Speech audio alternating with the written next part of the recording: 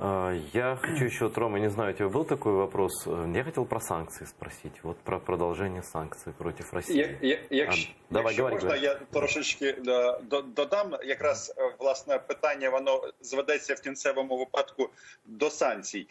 Дивіться, оце загострення, яке відбувається на Донбасі, про що заявляють бойовики, і насправді в Кремлі сьогодні знову ж таки сказали, що вони це розуміють, тобто визнають, що вони дали команду. Це ж відбулося після того, як Україна пред'явила російські паспорти гауляйтерів, які представлені в окупаційних адміністраціях. І от наразі один з таких наративів російської пропаганди – це те, що той факт, що Україна відмовилась вести переговори з громадянами Росії, які чогось представляють український регіон, це означає вихід України з Мінська-2. Відповідно, висновок який? Знімайте з нас санкції. Я, власне, хотів у Дмитра Івановича запитати, як буде реагувати Україна в такій ситуації? І дійсно, вони так збісились, перепрошую, саме через те, що Україна представила російські аусвайси. Ну і не лише це. Якщо простежити події останніх тижнів, то була, крім паспортів, була ще зміна складу делегації української в ТКГ.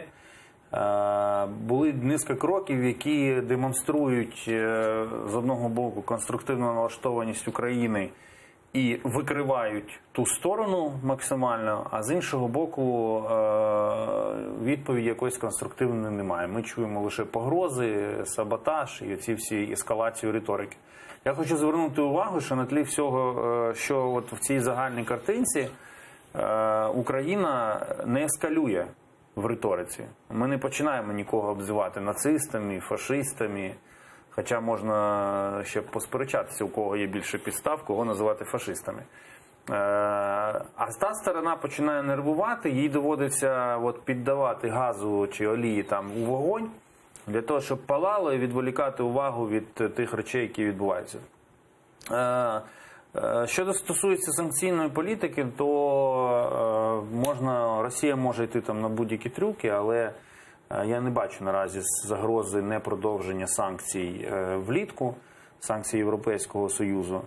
Але вдовго вони, безумовно, грають на те, щоб скинути з себе санкційний режим. І поки що їхні спроби показати, що Україна виходить з Мінську чи ігнорує Мінськ, вони знаходяться всі в розділі фейкових новин, які серйозно ніхто не сприймає.